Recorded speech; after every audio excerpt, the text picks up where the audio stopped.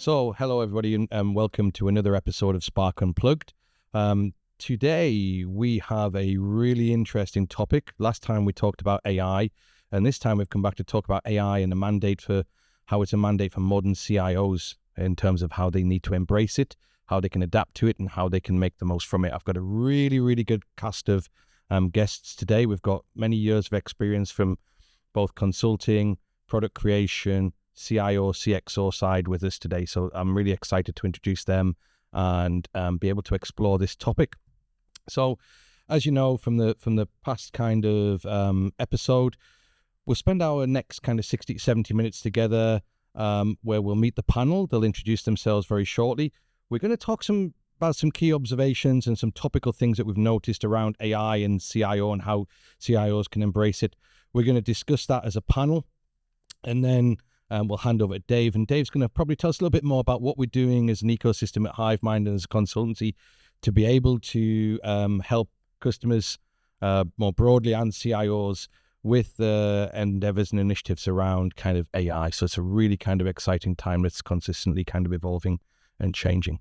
So any questions as we go through today's kind of session, please ask them in the chat channel, and we'll get back to you with responses as we go through the session.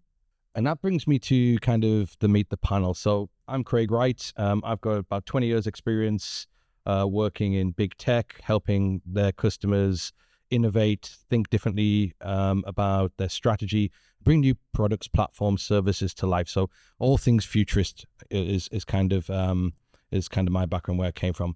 I'm really pleased today to have Tony, Dave, and Mark with me. So Tony, do you want to say hello and introduce yourself, give everybody a bit of background? Yeah, thanks very much, Craig. So Tony Scott, I'm 30 plus years in technology roles. First part of my career was all in client-facing software development, consulting. I moved then about 12 years ago to the engineering sector, worked my way up to the CIO level at several big engineering companies, brought in sort of data science capabilities there. Left that, went back to my roots and founded a company called Neural Raise AI software development company, where I'm the CEO and CIO currently, and our mantra is to develop solutions for a better world. Fantastic. Really pleased to have you here, and thanks for making the journey, Tony. Mark. Hello, Craig, and hello, everyone. So, Mark Strefford. My background is 25 years in large-scale digital transformations for UK and international companies.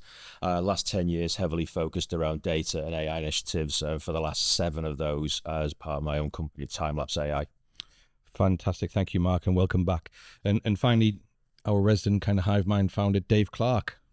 Well, do you know what? I'm just really pleased that I feel ancient now and never am at these things, but I think Tony's pretty close as well, because I'm definitely 30 plus years. Similar sort of start as well, Tony. I started in IT, developer, then went to consultancy, PwC, etc. Then I decided I had to prove that I could actually do a real job. So I left PwC, EY, etc. Became a CIO for quite a while, did different roles there.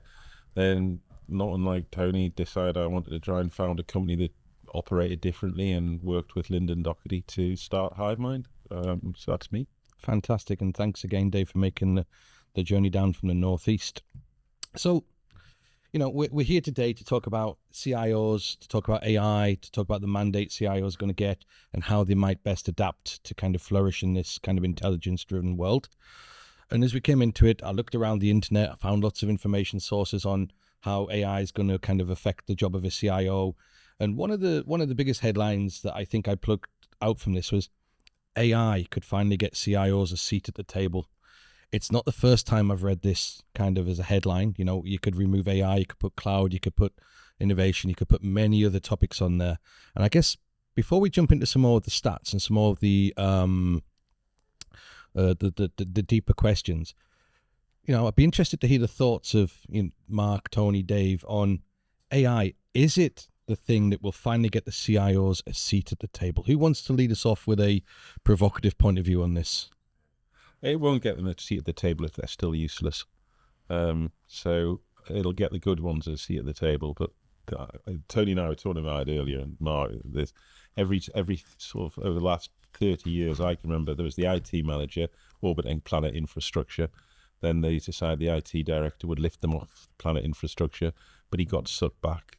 Then they thought, the CIO, that's what we need, a CIO. They'll get us off planet infrastructure.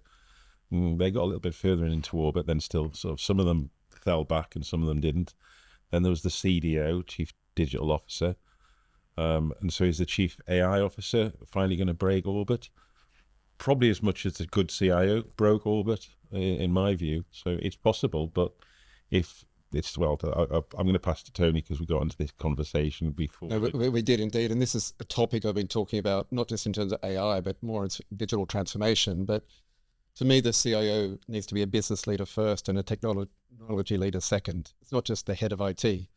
So that means the CIO needs to understand the company he or she works for, their business model, the industry they're in, how digital disruption is going to come and impact that organization. If you're just the head of IT or the head of IT infrastructure, no.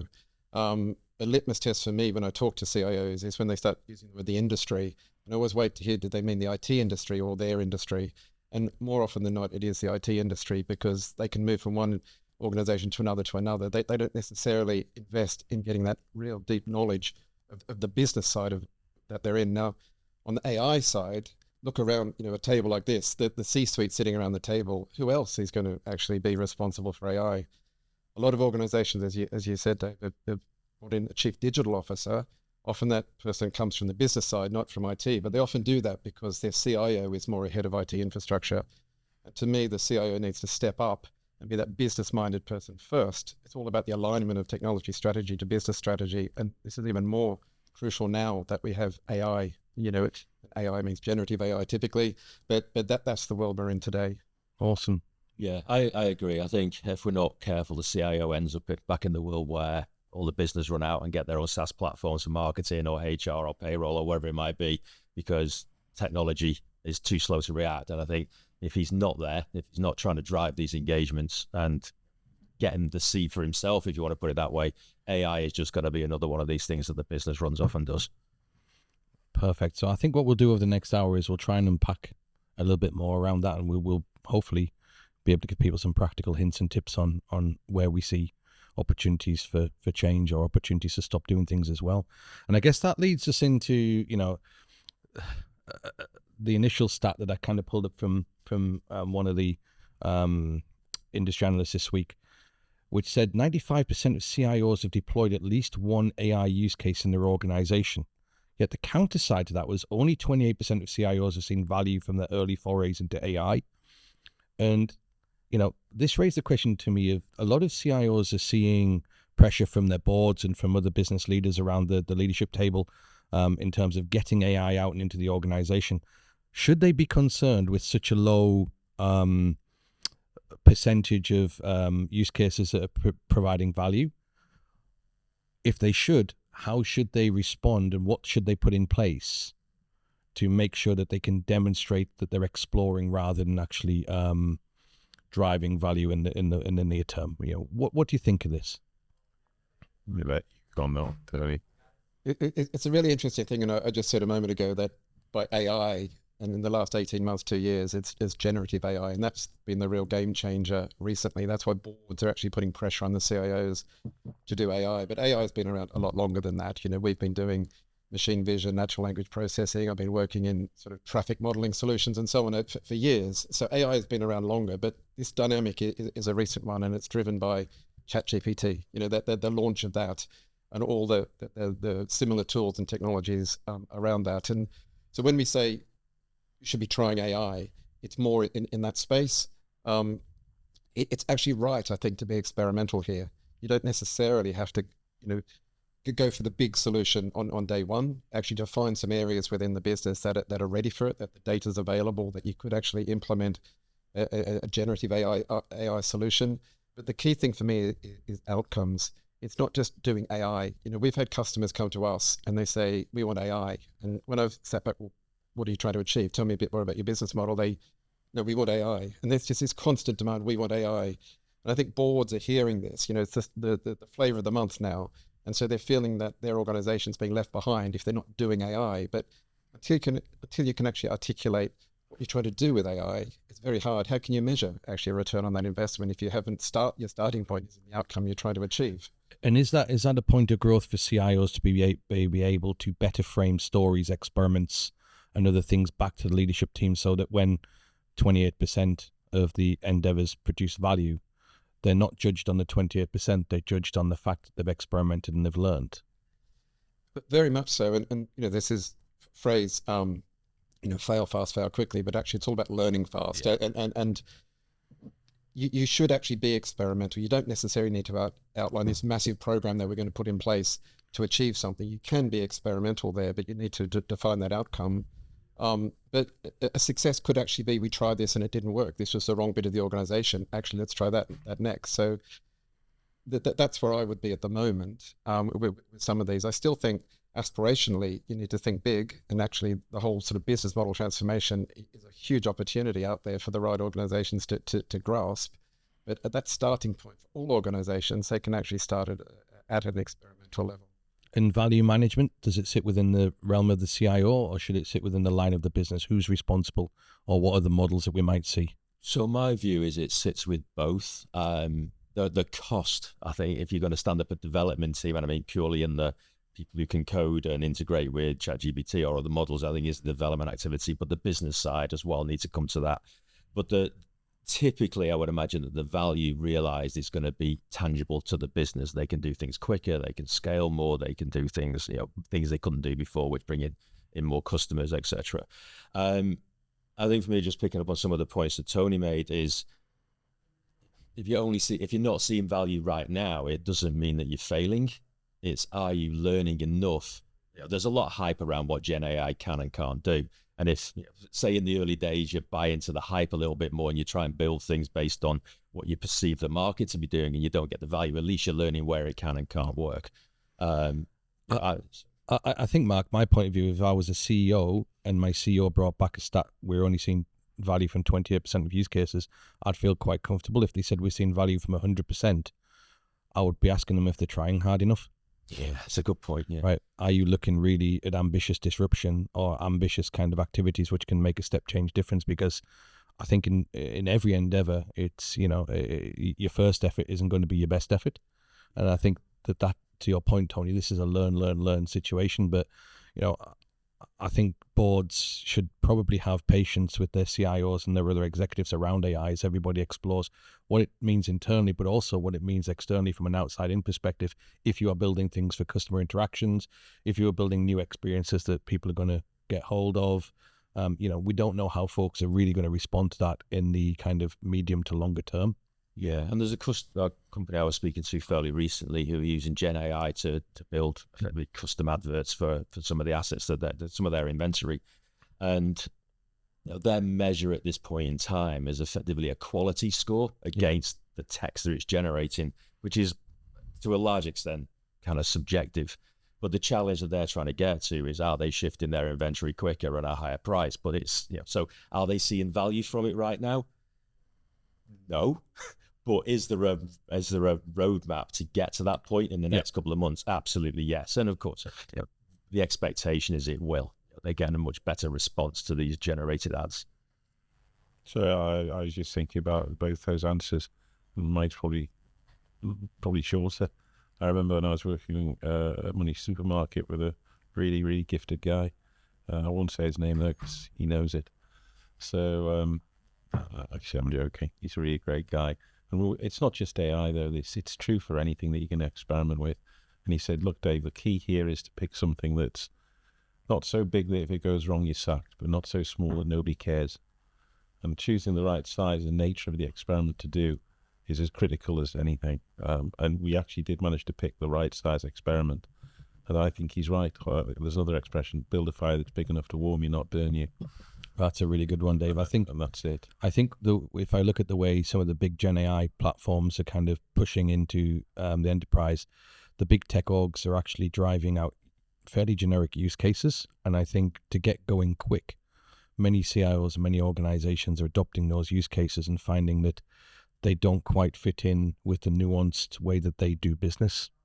So I think that there is a piece here for me, which is all around, and it's kind of related to what Tony said around purpose and vision. What are you trying to achieve? What are we trying to do?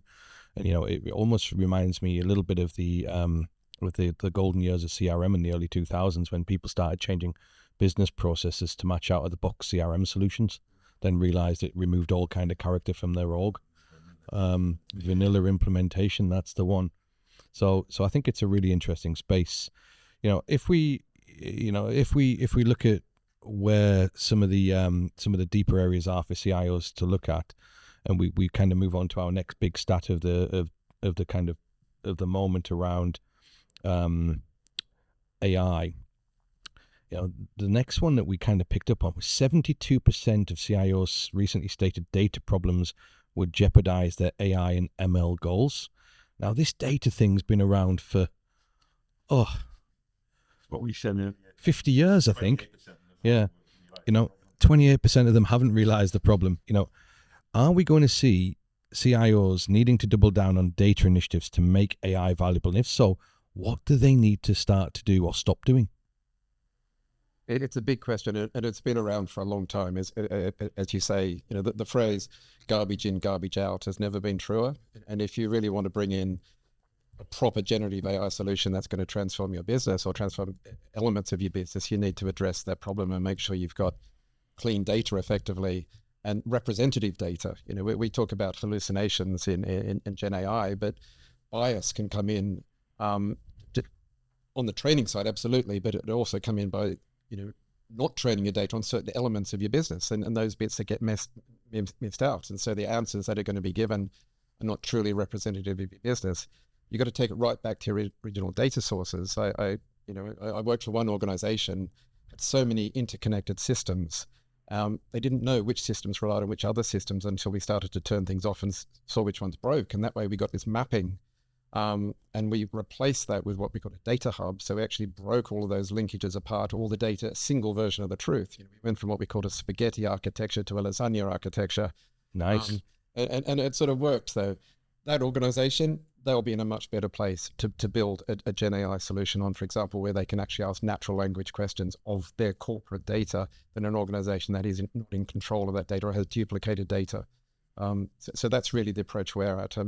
We're building a thing we call Fount AI, which is the fount of knowledge for corporate information. But the idea of it is it's your corporate information and it's trustworthy information, but you need that data strategy, that clean data platform in there to be able to get the benefit of that. And so a lot of the work we do with companies is actually doing some foundational data strategy work before they're able to leverage the AI on top. And is that something you would recommend if a board said, where do we start with AI? That's a fundamental building block. That data piece it is. Must be done. But the other thing to do is actually find an area of the organization that actually is in a good place where you could actually do those first solutions, but at the same time, start working on cleaning up the data in the rest of the organization. Because for me, it feels like over the last 10 to 15 years, there's been a huge sway towards volume of data means that you're in a good spot, not the quality of data. And I think what we're going to see with AI as it becomes more pervasive in organizations is those who've got lots of it won't necessarily get the best answers. So they're going to have to design what's called human in the loop experiences to check the answers that AI generates. Say big data there. I was going to lean across and punch you. I'm not going to talk about big data, no, Dave. But yeah, I think that's what we might see. And Mark, I know you've got some thoughts on kind of the data side of things. Yeah, for sure. So for me, it's about a proportionate measure of what you're going to do with your data. So big data, absolutely, it's been tried, often failed. If it's not failed, it's maybe struggled to realize the value and the promise that we had to start with. So I've worked with organizations that have a very small and very focused data set and have realized some significant value from it. So it doesn't have to be a case of, I fully agree. To get far down this road, you need to sort your data problem out. But to get some short-term value, I think you can do it if you've got that part of the company or organization with focused data and a value proposition for the use of AI. I've got good data does not mean AI is a perfect fit. So start looking for those two and engage with the business for sure on that. Yeah, so data. I'm trying to think of how to say it nicely. Nope, can't. Tony's right. We've both been 30 plus years. And in those 30 plus years in IT and technology, I can count on one hand the number of people in data that have inspired me. And it's 3. And I think everyone knows data is important, and everybody goes on about it. And yet, as I say, I can think of 3 people who've had the charisma, the leadership, the drive, the passion to make it real and make it happen. And I actually think, appointing and making sure you've got the best players in the data space that you can afford is not a bad start. So let me put it this way. You're a CIO, new in role. You've been tasked with making AI real. You know data could be a challenge. What are you going off and doing? Are you building new skills? Are you building a new structure? Are you bringing people in to help? How are you doing it? Oh, if I did it now, looking back over my career, I'd go and find one of those 3. That's the easy answer. I'd go and find the best person I could to try and take leadership around it. So it's just me. Don't know what the guys would do, but I certainly wouldn't embark on a vast program costing multi-millions of pounds and data pools and lakes and swimming pools and valleys and troughs, and just get the best person I can afford. Okay. No, I do the same. I'm working with an organization now, and we're having that very conversation.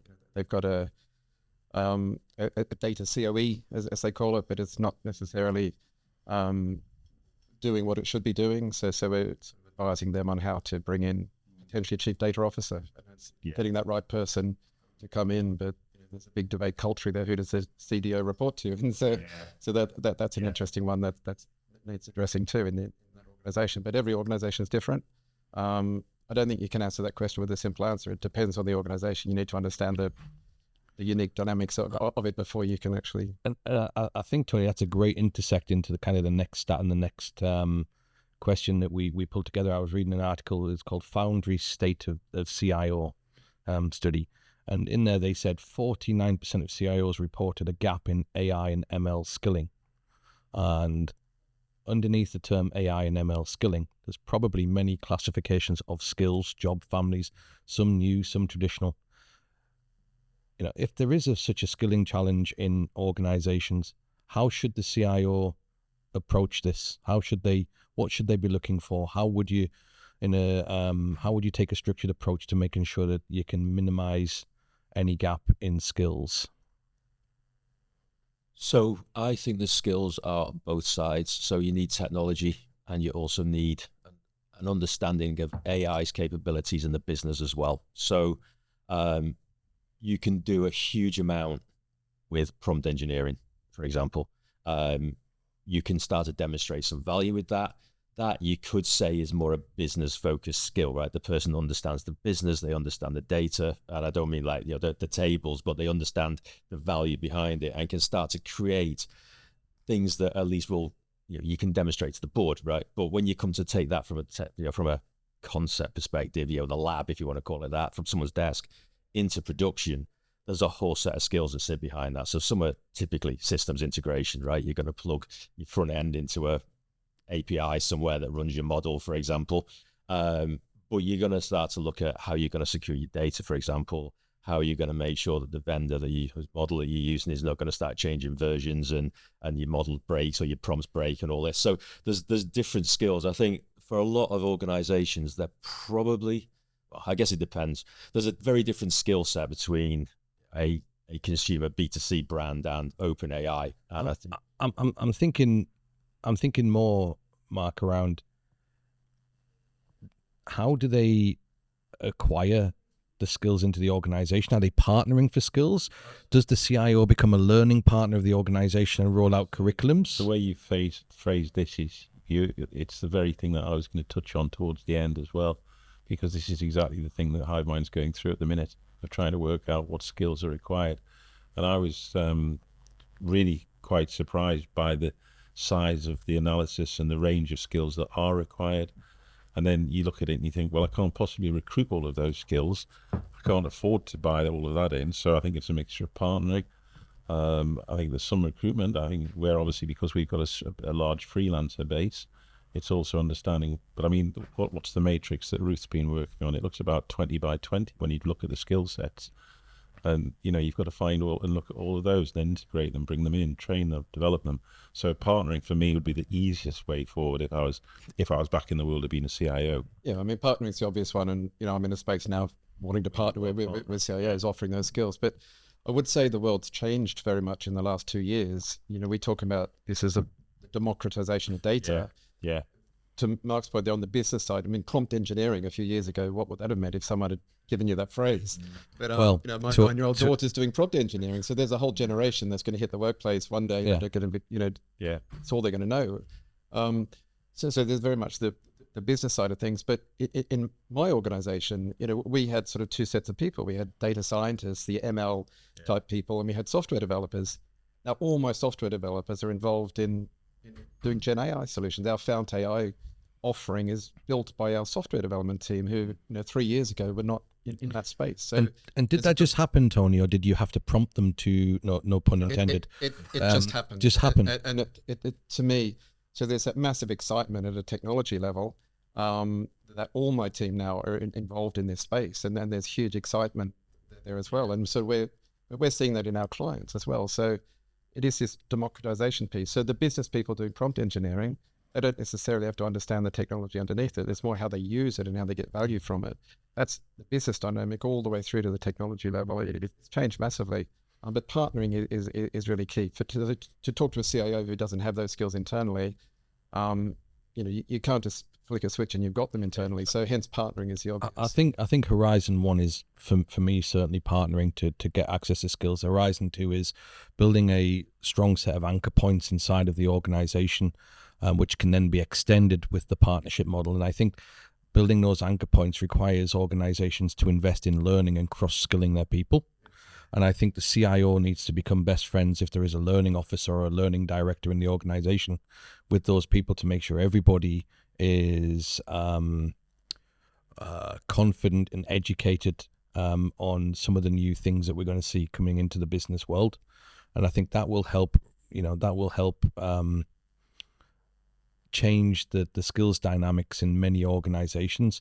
But, you know, I've seen lots of big tech firms launch learning platforms. Salesforce have Trailhead, Microsoft have Microsoft Learn, there's Coursera out there. There's a whole bunch of these things. And I still wonder how many organizations actually harness the power of what's out there to, one, pull together pathways or curriculums of things which help develop these skills, and two, how many of them actually give their staff the bandwidth to be able to go off and learn. And I think, you know, CIOs who have this mandate for reskilling the CIO organization can't just rip and replace the individuals. They're going to have to make sure that they take people on the journey. But a lot of it's about mindset. You used the phrase outside in earlier, but this has been a big thing for me. Inside out versus outside in. And a lot of the technology people I've worked with over 30 years instinctively have an inside out view. They're down in the weeds of the skill sets that they have, and they're rightly proud of what they do, but they're sort of disconnected in a sense from the real benefit and outcome that they're trying to achieve at a business level. I think at a CIO level, the CIO's direct reports and those actually putting in AI solutions, they need very much to understand from the outside in, because that's all that matters. At the end of the day, what's the business benefit that's going to be to your business stakeholders or to your customers? Yeah. And if you can't think that through, it doesn't matter in a sense how you've achieved it. You're actually achieving something perhaps that's never been done before. It's really exciting, but you have to be able to think differently and have that outside-in view. And I think that's really important. We'll touch on that later when we talk about how line of businesses and line of business leaders and CIOs kind of come together to better collaborate. And I think the topic, the point you raised there is really pertinent. It's both communities need to reach out to one another and bridge the gap. Do you think we're at a phase of the ultimate smoke and mirrors though at the minute, where everybody's going, oh, I'm looking for these skills, and everybody's going in the tech firms and the big consultancies, well, we've got them. You think, oh, where did they come from? Because they didn't exist last year. I think you're going to be buyer beware at the minute. I really do. Like, I think I sent it to you just a few days ago, yeah, Dave. You did. I sent you a report from the New York Times which said that the biggest beneficiaries of Gen AI adoption have been the big consultancy firms. Yeah. They've either magically pivoted their business models for hundreds of thousands of people globally into being AI experts, or there is at least a little bit of smoke and mirror. Yeah, and there's 5 really busy people. There's 5 really busy people, yeah. And the rest are learning it frantically as we go. It's a big mirror and a lot of smoke. So, you know, I think that is a real challenge, that the you know, Tony said at the start, he's got many years worth of working in AI.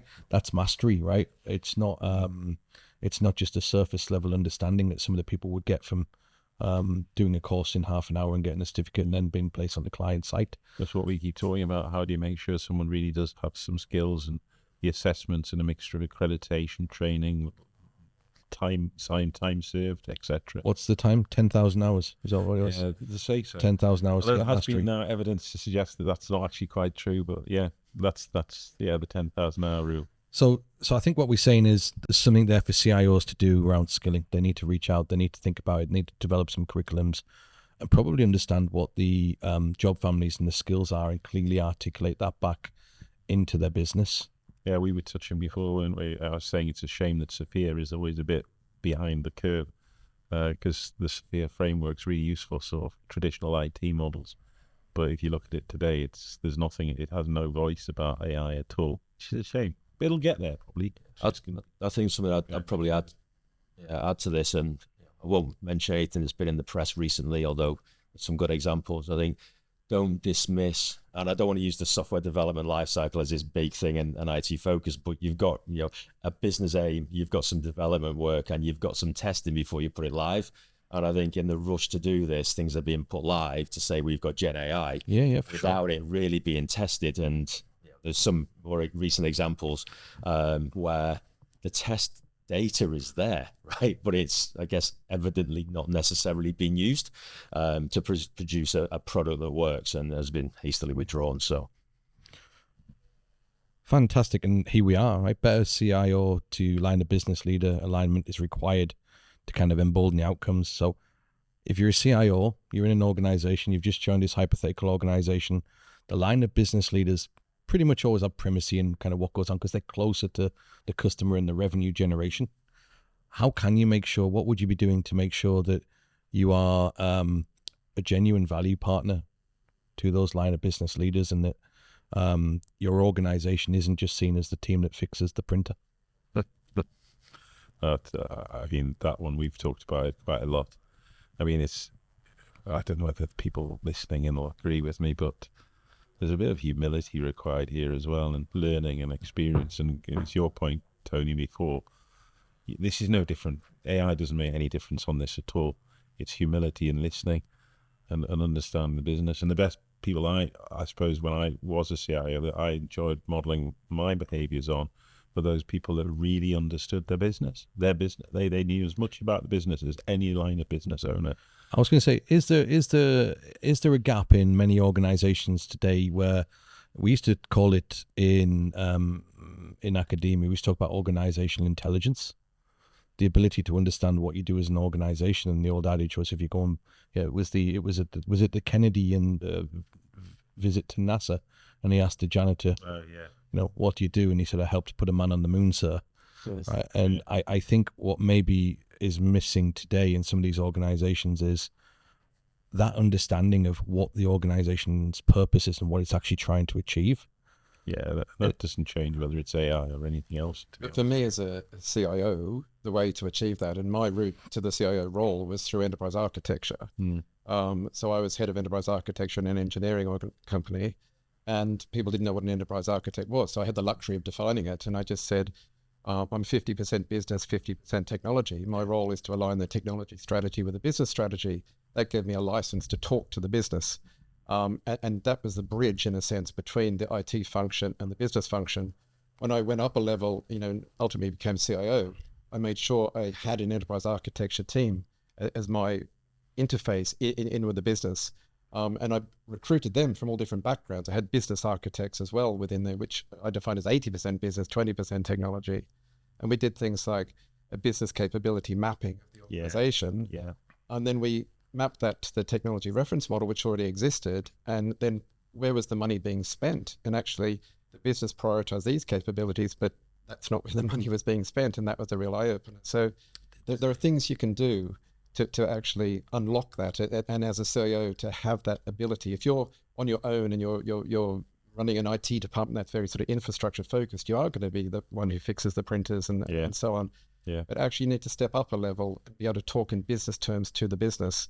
And the way for me I did it was by having that enterprise architecture team. Now, enterprise architecture itself, I work at an organization now, they're very sort of TOGAF focused and so on. Well, I put all mine through TOGAF training, but then tell them to forget TOGAF. It was just more a level playing field. But the word artifact I banned, so I did not want sort of ivory tower enterprise architects. These are people who just speak natural business terms to business people. And that really, to me, enriches the CIO role, having that capability in my team. Yeah, I think that interface needs to be, and I'm going to use it with a small a, agile, not like agile as a a methodology. They need to be forward thinking. They need to be engaged on a day-by-day basis. I think kind of what you're alluding to. We've all been in rooms with the A noughts all over the wall, and everyone thinks they're pretty, but no one knows what they mean, right? So I think is that day-to-day engagement and understanding where the business is going, their problems on a day-by-day basis. For me, really is important. Yeah, I think when I think about it, I always come back to connectivity with purpose.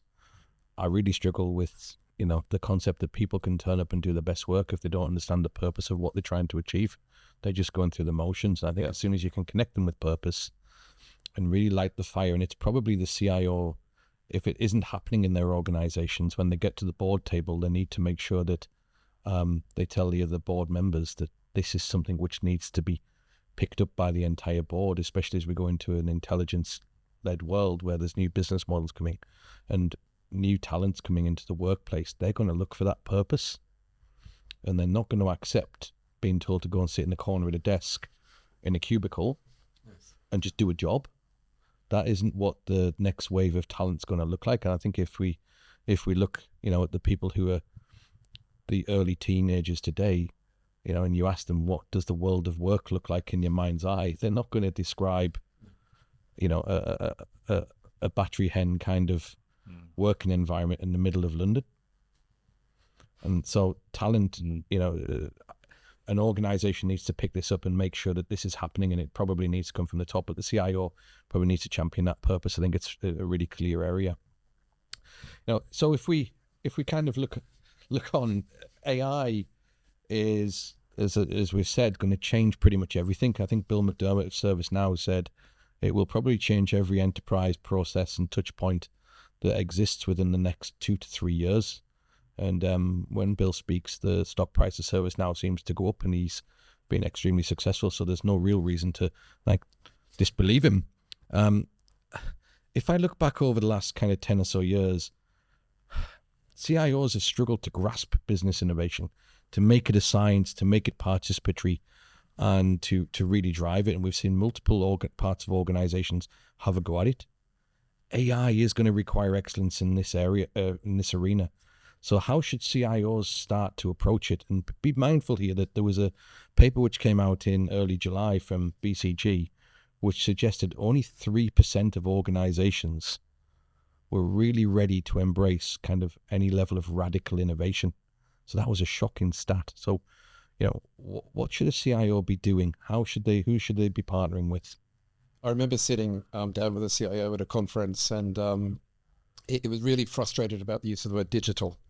And why are the business banging on about digital? The marketing team slapping digital on everything. He said, we've been doing it for years, since the 60s. And to him, digital was ones and zeros. It was just digitizing. And it really challenged me. Like, when we talk about digital innovation, digital transformation, digital workplace, what do we mean by digital? And I went away and really thought this through, and I sort of came up with a definition of digital, which, see if I can remember it. Digital is about the use of innovative and emerging technology to create business and human outcomes that were previously considered impossible or that had never before been imagined. So, and I've played that back to my teams to really raise the bar in what we mean by digital. You're otherwise you are just doing IT. You're just, digitizing commodity things to make them a bit more efficient. But to me, the real opportunity, and this really AI plays into this space, is to do things that have been considered in the past, but no one had known how to achieve. But even better still, to innovate by doing things that no one had ever conceived before. And this is where sort of design thinking type comes in. Running hackathons, and I've done this and I in think all sorts of organizations. I think that's where this is at, Tony. I think it's a really good point. I think business innovation doesn't necessarily have to mean technology. It just so happens that we're at a moment in time where AI is the enabler of innovation and business innovation.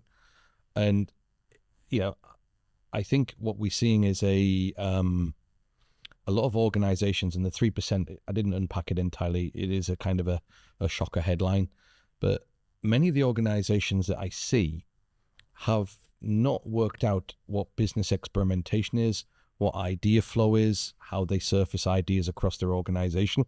They've kind of worked out that the paradigm that they exist in is always going to be relatively stable, give or take 5 or 10%.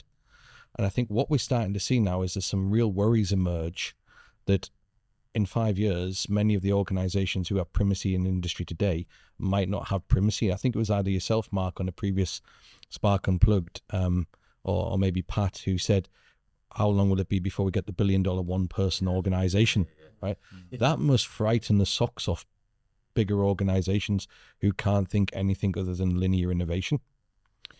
So from my perspective, and you mentioned design thinking and you mentioned design, for me, if I was a CIO and I was looking across the organization thinking, hey, they're asking me to build things, and I couldn't see a business innovation culture being fostered around experimentation, around great design, around kind of future thinking and strategy, I think I'll be going to the board and saying, hey, we need to build one of these, happy to have it inside of my function. And I would lean on the fact that it's a non-technical piece. Because without it, to your point, it'll probably be just non-relevant garbage in, garbage out AI, which is AI for it. There's a lot of artificial, but not a lot of intelligence. And I think that's going to be a challenge. Yeah, I think my view on it, some of the work I've done with my clients is around what's that overarching business process, right? We talked about Blockbuster. I know it's an example that's often used. Streaming was there, right? But they didn't adopt it, for example. So how can a CIO, or a CIO should be, presenting back to the board where technology is going? And with that, understanding that context of business strategy, it's not about the 10% increase in sales, the 5% decrease on the bottom line. It's how could we fundamentally change what we do, the way we engage with customers, the way we operate internally, to drive a new business model, right? So if the CIO doesn't take ownership of this team that generates the new business ideas, who does? Who are they looking at? Well, it's going to be a chief digital officer or some other role that gets brought in, but it should, I think, be CIO led, but working with the rest of the C-suite. Yeah. That's where we've been really successful with previous organizations I've worked in right through to recently, with hackathons. And if you think of a hackathon, there's one flavor of it, which is a coding hackathon, but that's not what I'm talking about. It's the design thinking sort of hackathon where you bring in multidisciplinary teams from the business, give them a really high level problem. One of them we had was at an airport, how to improve the passenger experience from an hour before landing to an hour after landing for passengers. And that brought out all sorts of interesting solutions that when I go to this airport, they're there. I actually see those solutions have been implemented. We had another one improving the motorist experience on a motorway. And again, there are some things down the roads that came from that actual hackathon. And it's about thinking differently, but bringing business people and technology people in. Otherwise, you're just going to be improving the current ways of working. Yeah. And you're just going to be in this endless circle, this race to the bottom almost, and about being ever more efficient in the current ways of working. Henry Ford said, if he'd done what his customers wanted, they wanted faster horses. So how do you think differently? And it's really hard, actually. At a human level, it is difficult to do that. But things like design thinking hackathons, you finish something like with the Dragon's Den, where each team has to pitch to the CEO. It really gets the top of the organization right down to the bottom involved. I think the other thing that they do, Tony, is they help us answer that last question around how do CIOs and line of business leaders get together. This is definitely something they can partner on. If the line of business leaders are working with the CIOs to ensure that they've got an active list of ideas, concepts, things to explore, topics like you said, improving experiences. The power of bringing the people together cross-functionally not only builds communication, but it allows them to think about those new solutions. And I think, the concept of going from the hackathon or the design sprint or whatever language you want to put around it into a business experiment, which then empowers the people after the Dragon's Den to take it to the next phase and prove value, that's really important. That's the part that I think I've seen missing too often. I mean, HiveMind's done a lot of design thinking workshops in a lot of organizations now, and I think it's a wonderful technique, and I love it to bits. but I've also seen the people play at it. They enjoy the fun, the excitement of the week, but then the movement into actually delivery is all too often you see this tail off. So in big tech, frustrating. in big tech, we used to invest heavily in customers to get them to run these events. So we'd run them in Hong Kong and in the Middle East and in the US, and we fly teams around the world to do it. The rubric or the criteria for us investing to do it as an organization would be the sponsoring business exec on the customer side needed to have secured budget to take it into a codified business experiment. Otherwise, there's no point. What you end up with is a really good fun for a week. Yeah, everybody has fun for a week, and then they go away back to the day job, and nothing changes. Yeah, I find that really that's so true. I think if organizations haven't got this capability inside of the CIO organization or elsewhere, and I'm not talking about having an innovation function which sits in an office in Cambridge and works out how you inscribe data into a cube of glass, right? They should partner to get it, at least on a seasonal basis, or they should find the skills to get coaching to build it and build a culture of doing this, because the advantages are going to kind of be huge for those types of organizations. It's a mindset shift. You know, I've seen organizations in the last couple of years who can't do any level of business innovation. They can't get anything live because they can't think of ideas anymore. Why? Because they've always had a transformation program which has never delivered anything. And the transformation program takes what exists today from a system perspective and moves Siebel to Salesforce, right? But they've never actually challenged the fundamental principles of how they turn up for somebody as a customer. Yeah, there's something else bugs me in that space as well, though. You do a load of really smart, clever design thinking and prototyping, and then it goes into so easily falls into the ruggedization, scaling trap. And what's been a 1 week or 2 week period of excitement and fun turns into a 9-month delivery piece. And by the time you get to the end of the 9 months, everybody's bored and lost interest with the piece that you did at the start. So I think there's also, I don't hesitate to use the word agile. I think IT functions generally have to deliver far faster and far quicker. And it's criminal how so many of them still aren't. I think it's not just the IT function, Dave. I think the CIO and the line of business leaders need to figure out, how do you go from emergence of an idea through to having something scaled and working in their business? Because a lot of the time what I would see is we could get something built pretty quick, but the deployment into a live business scenario, because of the pressures on a business and the kind of lack of time for people to adopt change, meant that things got delayed. We used to talk about the ideas to life cycle. Yeah. What's your real ideas to life? How long does it take for somebody digging a hole in Gateshead to think of a better way of doing it? How long does that idea take to come fruition? And in some organizations, it's years. And I think that's some of the problems with it. So I was digital transformation director in a big engineering company, and we banned projects and programs, completely banned them. In fact, project manager, the role disappeared. It was replaced with product manager, but we were not allowed to do anything that didn't return value within 3 months. And that was sort of a mindset change. So we brought in sort of lean thinking into a multinational organization. It was, the mantra was think big, start small, scale quickly.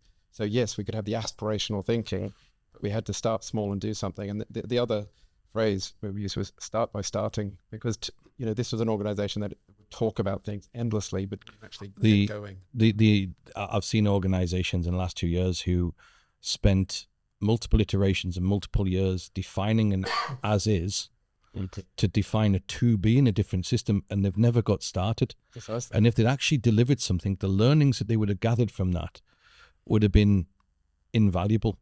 And they've just not got off the start line. They've got many spreadsheets and Visio diagrams of what exists. And I think what they didn't understand is that's irrelevant. You're not replicating what exists today. Yes, there's things that you need to do with your products and your services and your business design, but by just re-embracing your orthodoxies in your target model and focusing too much on the past, you're not going to get anywhere. And it's an avoidance tactic, because they don't have ideas around what the future of their business model or the future of their organization could look like. And I would encourage those types of organizations to, lose those orthodoxies or challenge them and rethink what they could be in the modern world if they were powered by modern technology, modern customer experiences, modern customer demands. And I think that leads us on very quickly, and I don't want to really go into too much around AI governance. Of one of the other stats that we picked up here is 80% of boards don't have AI governance. They didn't know what question to ask. And this kind of brought, when I read the paper which kind of surfaced this stat, what it basically said is boards want this AI infused business model, but they don't really know what AI is, how it works, what the risks are, what the benefits are. So if you're a CIO and you've got the wallet is opened or the purse is opened and the money's coming your way to do AI initiatives, what tips would you give a CIO? A couple of tips you would give them on having better discussions with their boards. So 2 for me. One is bringing people who've done it, for sure. And the second one is they're uniquely qualified to have those joined up conversations across the business. If you leave it to one of the business units to do it, invariably you're going to end up with different things in different places. So I think that's a strong selling point for their role. For me, I would educate the board. It's not just about bottom line cutting cost. That actually is. In fact, if you take an experimental approach, actually the easier things to do initially probably are things that address cost. But the more aspirational, longer term things are actually around the business model. And then that you need to sort of inform the board around that. It's not, I mean, I've worked with CFOs who instinctively just want to cut costs and hence want to cut headcount. I think you used the word redundancy at the beginning, as a measure of success. To me, it's about taking your existing people and helping them do more rather than just doing the same with fewer people. And so I'd educate the board to make them a little bit more aspirational in terms of where AI can be, but also counter that with a bit of realism in the sense of we may need to take in a more experimental approach. So find some areas. So I have a current client. We're looking at 3 areas to do a pilot in. One is a client-facing area, one is an internal function, and one is a capability, sort of a cross-functional capability. So just to find these 3 pilots that we can actually show success and rather than out on this massive program, just start small in these 3, but these 3 categories of solution. Awesome. Dave, anything you add? Do you know, I'm looking at this one now, I'm thinking about what you did recently, Craig, when you introduced the Spark program, which if I was going back into being a CIO and I had a different levels of knowledge across that board, I'd probably do. I'd buy one of your products. Thank you, Dave. Which is like the half-day leveling up thing, which gets everybody to the same place. That'd be my start point. I think if I gave mine would be I would go there and I would advocate for the board to buy such a thing. I'm not just plugging it because it's something that we do, right? Yeah. That leveling up is that education across the board. Other products are available. Other products are available. We get like the BBC. So Other channels are available. So, I would have something like that. But I think I would also go along and think, is there an opportunity here for me to get them to create an advisory role specifically around AI in the short to medium term to continue that engagement with the board? So I would think almost from a coaching perspective, who could I put in there who the board would trust, who they could talk to about AI or have concerns or could come to the meetings as a sounding board, because it's a lot for people to learn, and I would expect to have close alignment as the CIO with that person, but their independence of view around what was taking place, I think, and where the world was going could be invaluable in the short term. And I bet the world's going to be full of those advisors within 5 minutes of this going out. Absolutely. Fantastic. I mean, it's a, it's an interesting one. And, the next area, Tony, you touched on this one a little bit earlier. There's some really cool stats. 72% of orgs have AI in at least one business area. In the same report, 65% of the orgs are using Gen AI, right? So you said earlier, really, for most CIOs, most organizations, it's about Gen AI. If I deduct probably very badly what the stats are telling me, around 7% of people are doing something different. Gen AI is grabbing all the headlines, but you've mentioned some things that you've been doing in other customers that you've got. What else should CIOs look at beyond Gen AI to drive advantage? What are people doing? What are you seeing that's really cool out there in the world? Well, AI, as we know, has been around for a long, long time. I mean, I've been involved in AI for traffic modeling, for passenger modeling, for IoT sensors in buildings, to, as I think I said earlier, to make what we call happy buildings. That leveraging of data, I think you talked about, some organizations have too much data, but for me, it was a case of, and I know you don't like big data, but No, it's all right. a lot of organizations had so much data, but they were doing nothing with it. And it was really about applying machine learning and so on top of that to uncover insights that are there. I mean, you've got the data and there's insights hidden away in that data, and to play that back to actually make a better experience, for your customers or your customers' customers. That's been a phenomenon that, we've been involved in for many years. For us as an organization, we've been doing for a vehicle manufacturer, doing real-time sort of defect detection on their assembly line, with fixed cameras. We've been doing for a mining company, sort of drilling reports back over 40 years, and these things had been, were typewritten, photographed, and there's insights in there that actually making their operations today more efficient just by reviewing that data. A flight training organization, quite aspirational, wanted to take training data from the classroom to the flight simulator to an aircraft in the sky, and how could you look for correlations there within pilot behavior? So whatever organization you're in, you're going to have data, and there are ways of leveraging that data to get insight in really rich ways. What's happened with Gen AI, it's this new kid on the block that's turned up and actually changed everything, because it's actually now affecting society at large. That's what's driving. Is there a risk here that Gen AI will introduce style over substance when it comes to broader AI, that everybody will laser-like focus on having chatbot, automated chat intelligence, as opposed to doing some of those more detailed, funkier, richer things that you just talked about? I think for me, my frustration is when people say AI and they just mean Gen AI. Yeah. Because it is a much bigger topic, and I don't think that's got that wider understanding now. And these stats might prove that out. But nevertheless, Gen AI is a positive thing, and there is so much more you can do with that. So chatbots. I mean, we've been doing natural language processing based chatbots.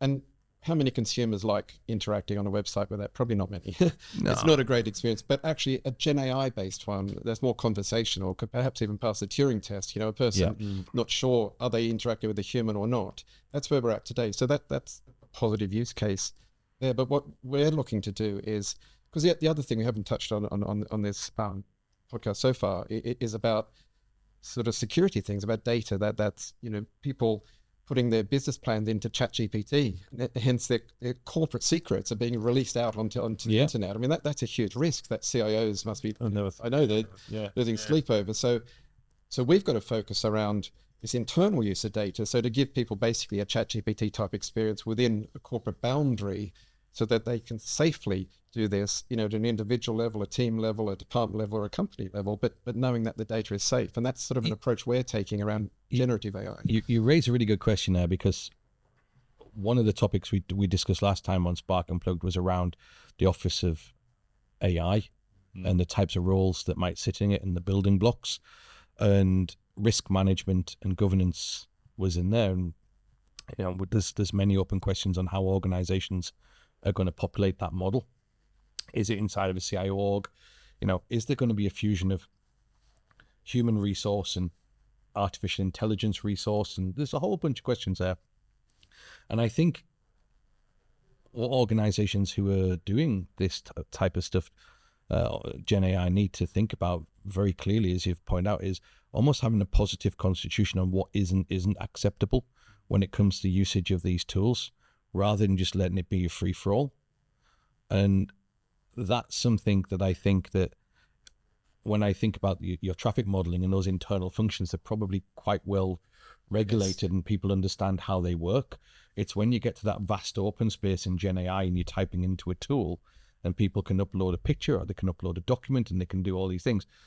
That's where I share your concern that it really gets worrying. And I wonder how long it's going to be before CIOs start to take the blame for corporate secrets and information leakage into platforms for that type of stuff happening. It's a really tricky area. If you look at the take SharePoint, right? You've got all your folders and your documents and your corporate knowledge base effectively in a wiki or a SharePoint. It's easy to lock that down, right? I'm in the finance department. I can see the finance section, right? Yeah. You train a language model based on that, and all of a sudden, right, anybody in the business can start typing in what's the performance like of the business over the last 6 months, and could quite possibly see very sensitive data. So how you then have to have a model for different departments. It introduces a whole set of questions which I think are kind of emerging right now. But if you look at some of the other legacy AI, if I'm going to maybe use that term, the technology that was around pre-Gen AI, there is so much more you can do, and I think organizations are starting to do it. They have their data science, data analytics teams. They have data scientists in there which are building models. But I think for me, there is so much more that can be done. Gen AI can be a front to that. If you're the CIO, do you lose sleep at night around people plugging in? Let's use the hypothetical situation. You're at XYZ bank, and you've got a large surface area of relationship managers. Do you lose sleep at night about those relationship managers plugging confidential information into a Gen AI tool? The same way that someone fired up a SaaS product on their credit card and started to upload customer data in a different country. I think it's the same thing. In the early days of ChatGPT, CIOs must have lost sleep, in fact, did, because that's what everybody was doing. I would say they were experimenting, play around, didn't understand those issues. It was too early in the process to actually put training programs out across a company or educating stuff. A lot of companies, schools, universities just banned it, didn't they, at first? But actually, I think we're beyond that now. And I think there is that understanding there, but also, we're sort of putting in place solutions. So yours is a really good example there. So the thing we're doing, we're making sort of role-based security. So the example I give is, typing in what is the CEO's salary? Well, you shouldn't be able to do that unless you work in HR.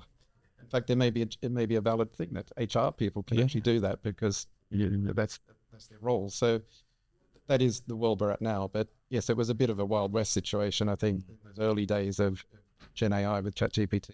And do you think most organizations have moved beyond that Wild West world, or do you think most of them are realistically still there? Do you think they need to? They're moving beyond it, and I think there is that understanding across organizations now that people realize that if they type something into ChatGPT, it's gone. It's outside their organizational boundary. So if you're a CIO listening to this and you're thinking, "Oh, wow, I haven't done that yet," that's something to do like yesterday. Yes. Yeah. Absolutely. Awesome. So good insight. This brings me on to another one: CIOs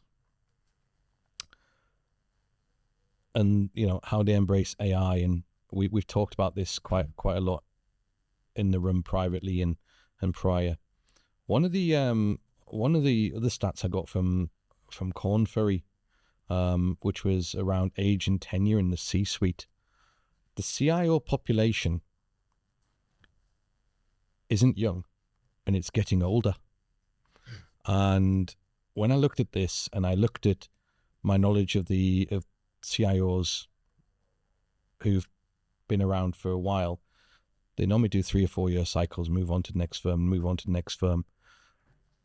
If you're an aspiring CIO who's going to replace the current generation, what skills do you need to prioritize to win, bearing in mind that we're entering into a world with AI? What's going to define whether or not you're 35, 36, and you're going to try and get into the world of being a CIO? What is it you should be building and demonstrating in your business to win in this new AI-led world? To me, it's really simple, and age is irrelevant, although I can't argue with these statistics. It's that being a business leader. You're a business leader before you're a technology leader. If you are coming up through an IT background, you're the head of IT infrastructure, you're going to be pigeonholed into that world. There's the old adage is CIO stands for career is over. And by that, what they mean is that there's nowhere to go beyond CIO. Yeah.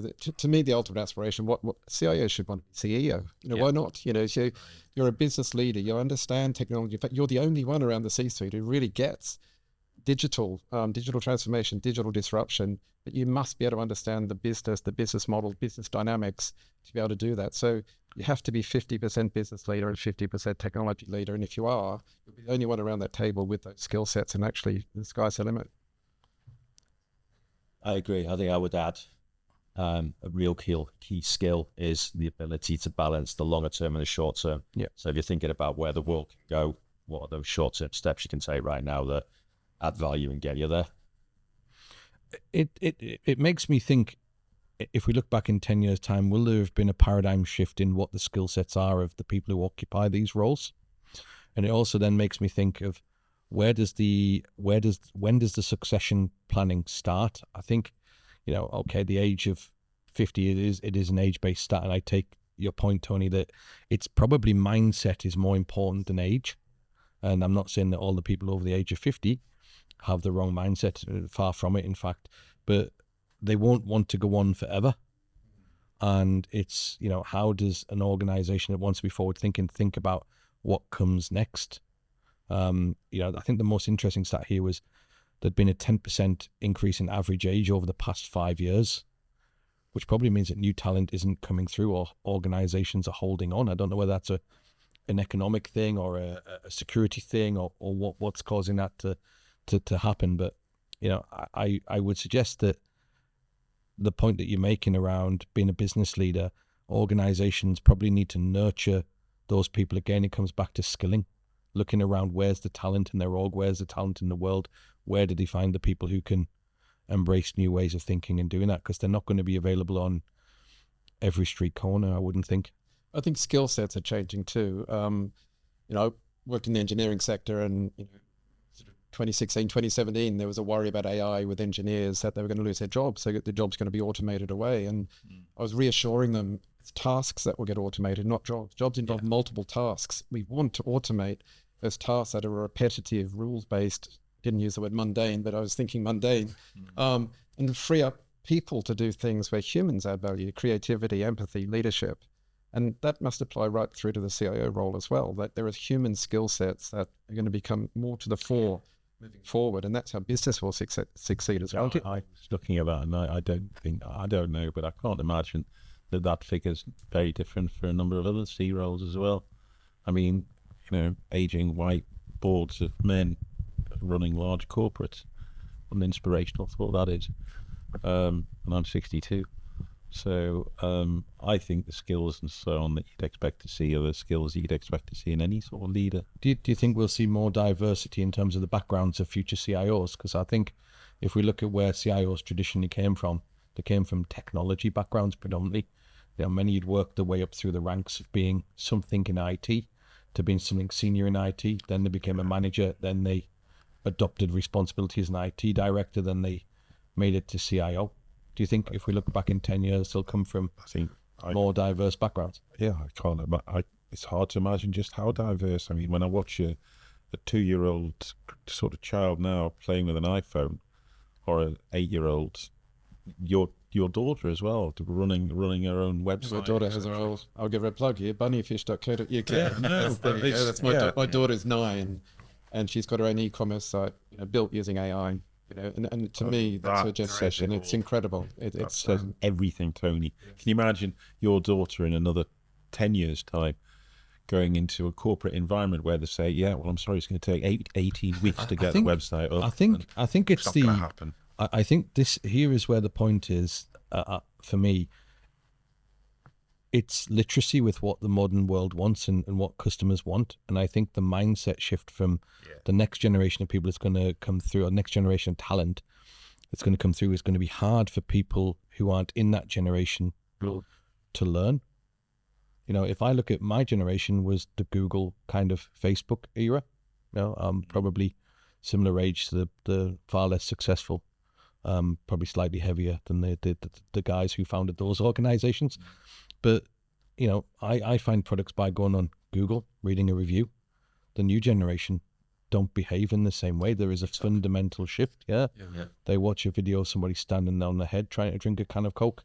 Yeah. And, it's for me to pretend that I can do anything other than provide a bit of stewardship to organizations who want to appeal to those customers is probably folly. So I think, it comes back to style of work, what people are going to do, and where people are going to go. And I think that, if I was a CIO in a big organization, I would think very carefully about the future of what work looks like for my team. And I would try and lay the groundwork there for the organization to be in the best possible place to attract the right talent with with an employee value proposition. And I think as a leader, the skills that I see are the business skills. It's the ability to work across the board and understand customers. And one of the biggest skills, I think, is a move towards being empathy driven.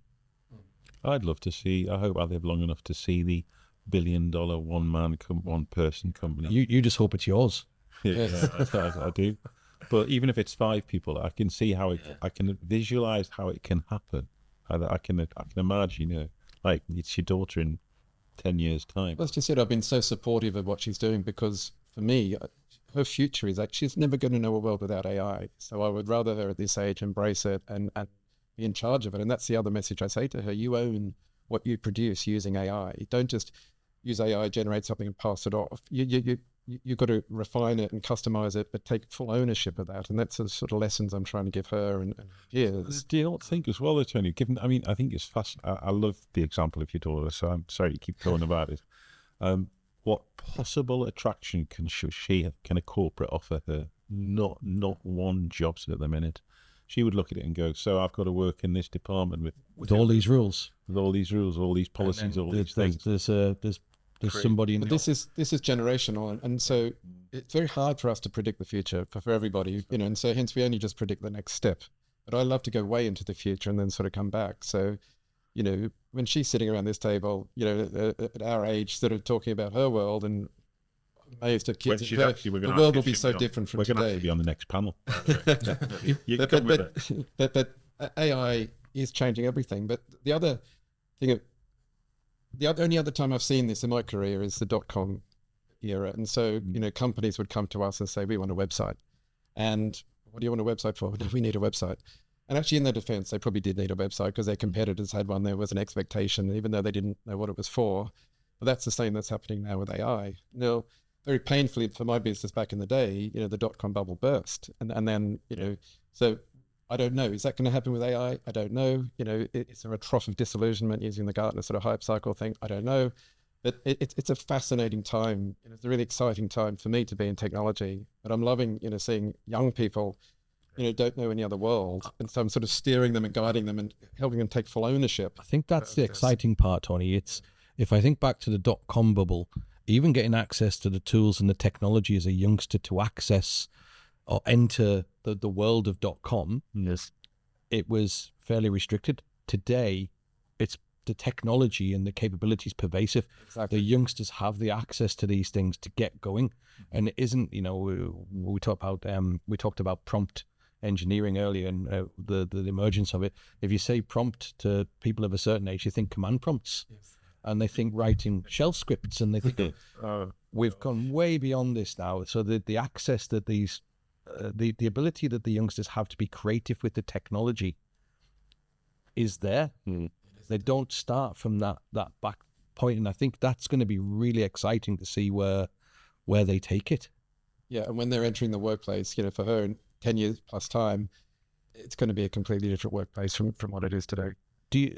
I think that the organizations and CIOs, CEOs, boards out there really need to think carefully, because using your daughter as the example, she will make employment decisions based on what she gets access to in her working life and the working kind of style that she has. So, it's a bit like the old phenomenon, I guess for my generation, it was are they going to give you an iPad?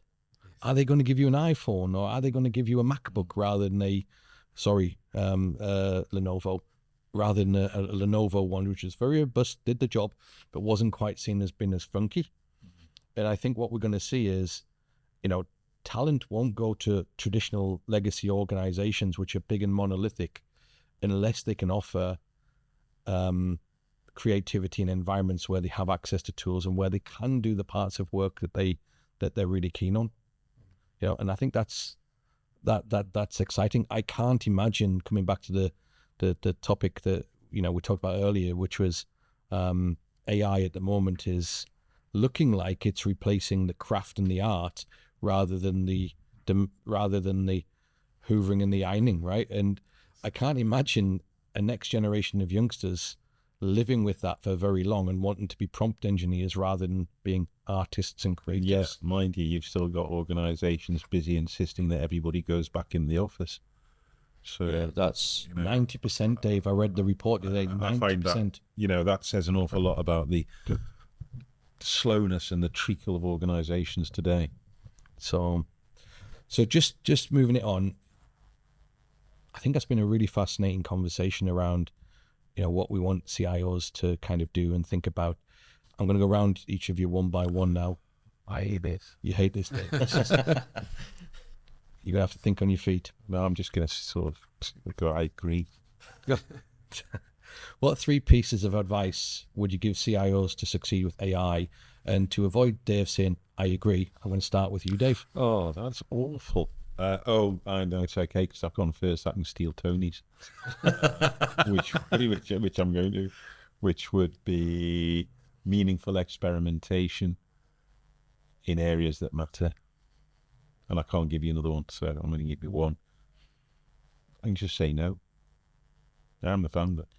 And if you've got any questions, or any ideas out there on the chat, please feel free to kind of put them in, and we'll respond. Dub them over. Yeah, we'll dub them over if you've got any better suggestions than Dave. Brilliant. I'm going to say something so insightful at some point. Yeah. Sorry, go on. That's right. Mark. Okay, so first one for me is lead by example. So if you're trying to infuse AI in a meaningful, responsible way across the organization, lead by example, show it where it can work. And I don't mean buy into the hype and sell it, oversell it. The second one is see your data in the context of the business. Sure. So really focus on that I in CIO. And the third one, which I keep forgetting, is, so the third one. Is it the same as Dave's? It's not the same as Dave's, no. When it was on the tip of my tongue and now it's gone again. The CIO, in my opinion, is uniquely qualified to see across the business. So treat it as that role. Don't let the business units run off and do their own thing. Try to pull that joined up view together. Fantastic. Tony? Well, I'd agree with everything just said, and now I've got to think of 3 different ones. I think three's really hard. Yeah. You just said one. It's a real shame they've stolen yours, Tony. That's just... My first one's, it's the only thing that matters is the outcome. Okay, don't just get wedded in the technology at first. You've got to be able to articulate the outcome. You're doing it for a purpose. You're trying to achieve something. So be 100% outcomes focused. My next one was going to be being experimental, having an experimental approach. I'll switch that now to get your data estate in order. It's actually more important than ever to actually have a healthy data environment. So start working on that tomorrow if you can, or even today. And the last one, don't worry if you don't have the skills in-house. I mean, partnering is a really key one for me.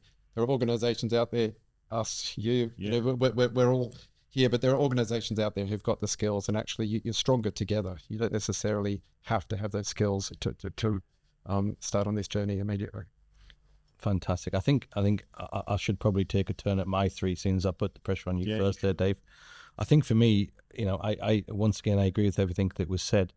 I think I would, if I was a CIO thinking about where we're going, I would probably build some adjacent skills into my organization. I would think about that design thinking. I would think about that business innovation. I would think about how I become the structured change agent or idea agent inside of the org to better work with the line of business leaders. I think the second piece of advice comes with talent. I've seen some fantastic talent over the years, and I've seen a lot of filler rather than thriller.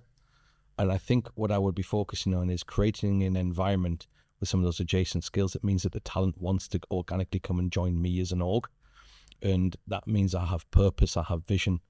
So I think that's the second thing. And the final thing really is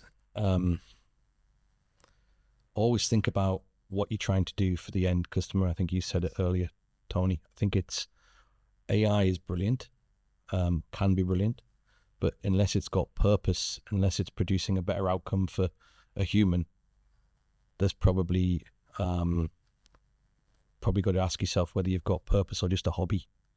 So everything I would be doing, I would be looking at how does it make an impact on somebody's life. And I saw a great quote the other day. I can't remember it exactly, but it said people have to remember when designing AI experiences that they are human experiences at some point. So design them in that way. Yes. And I think that's where I would probably take it. Yeah, I think kind of just probably saying that in slightly different words. saying I borrowed a long time ago was there's no such thing as an AI project. Yeah. Project that involves AI, which I think is Exactly. Yeah.